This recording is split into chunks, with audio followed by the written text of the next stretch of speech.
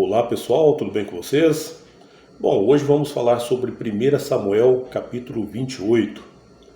Essa passagem tem sido muito citada pelos espíritas kardecistas, que dizem que a passagem mostra uma consulta de um rei de Israel a uma feiticeira. E nessa consulta ele teria conseguido conversar com um profeta que já tinha falecido. Portanto, os espíritas dizem que essa passagem bíblica prova que sim, é possível se comunicar com os mortos. Só que a Bíblia, ela proíbe essa prática. Essa prática, chamada de necromancia, é terminantemente proibida no Antigo Testamento, na lei mosaica. Inclusive, as pessoas que praticavam isso eram condenadas à morte.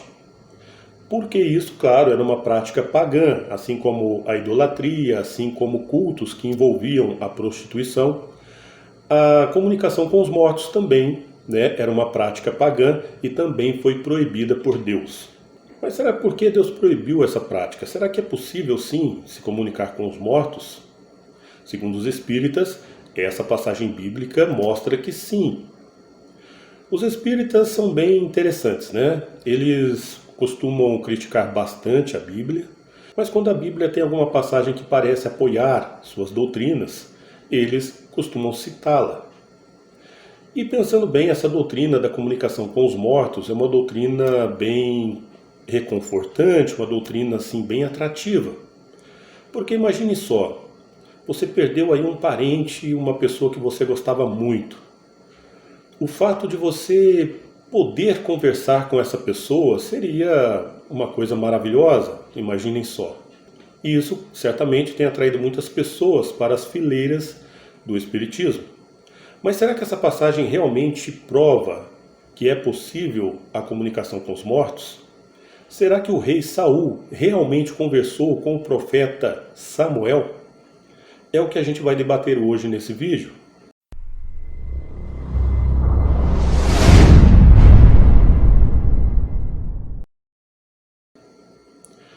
Bom, gente, para quem não leu a passagem de 1 Samuel 28, deixa eu fazer um resumo aqui.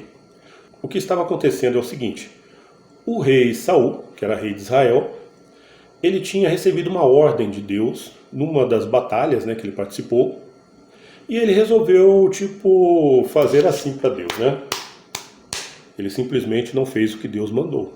Ele não quis fazer, simplesmente não quis.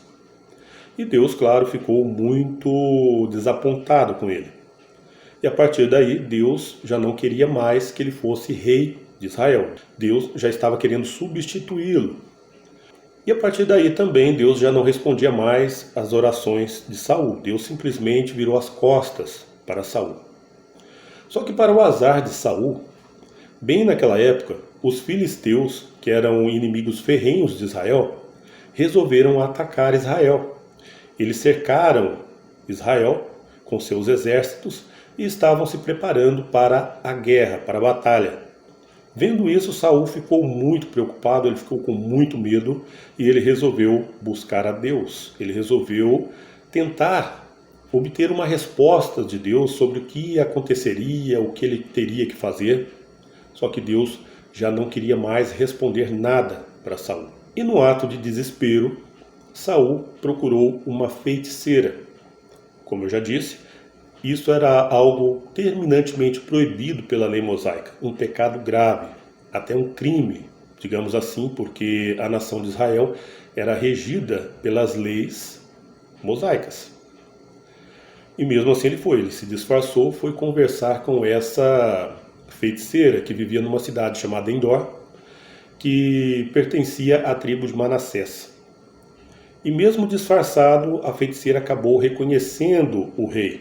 E ela ficou com muito medo, porque ela sabia, das leis mosaicas, ela sabia que o que ela estava fazendo era proibido. E ele garantiu para ela que nada aconteceria, ele só queria mesmo conversar com o profeta Samuel, que já havia falecido. E para isso ele precisava, ali do trabalho dela, da sessão espírita, que ela iria fazer. E ela começou ali seus rituais, começou a invocar o espírito do profeta Samuel, e de repente ela viu algumas entidades espirituais saindo da terra, se levantando, né, a partir da terra. E uma dessas entidades tinha a aparência de um homem idoso envolto numa capa. Quando ela disse isso para Saul, Saul concluiu que poderia ser o profeta Samuel. Repare que ele não viu a tal aparição, ele não viu essa entidade. A única pessoa que viu essa entidade foi a feiticeira. Mas através da descrição que ela deu desse senhor idoso, né, envolto numa capa, Saul concluiu que poderia ser o profeta Samuel. E a tal entidade, ela falava realmente como se fosse o profeta Samuel.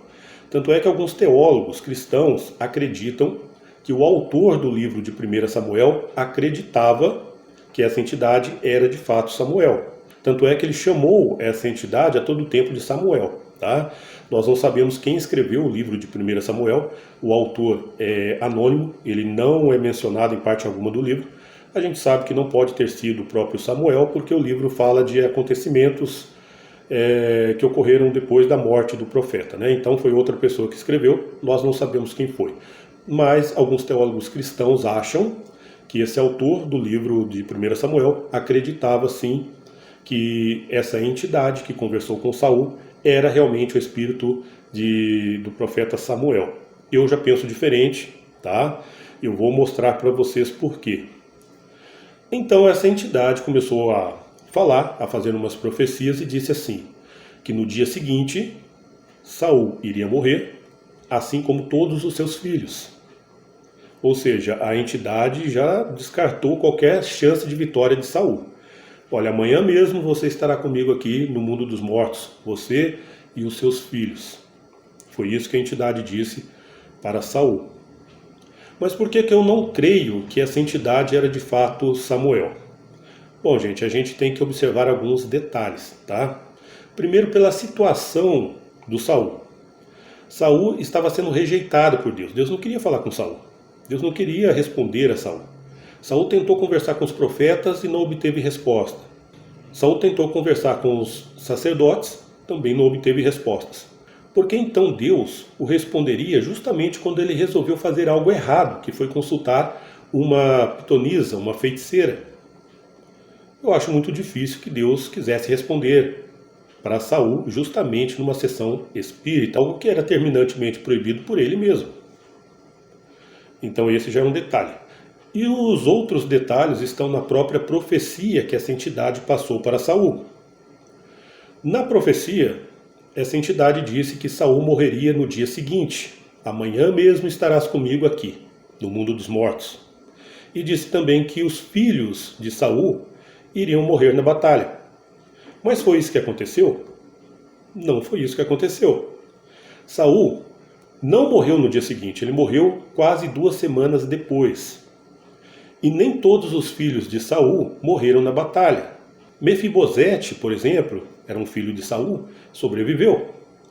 Então a profecia, ela se cumpriu de forma parcial.